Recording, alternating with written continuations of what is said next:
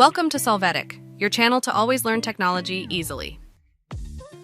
Below in the description, you will find useful links we used in this video.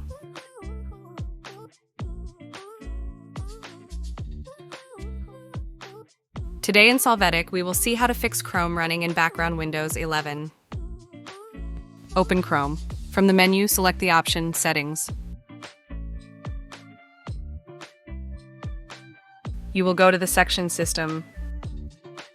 There, turn off the switch, continue running background apps when Google Chrome is closed. Hey, remember to subscribe Solvetic channel.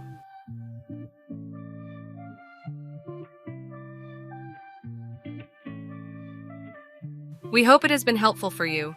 Here are links to watch more videos of your interest and subscribe to the Solvetic channel. Thank you.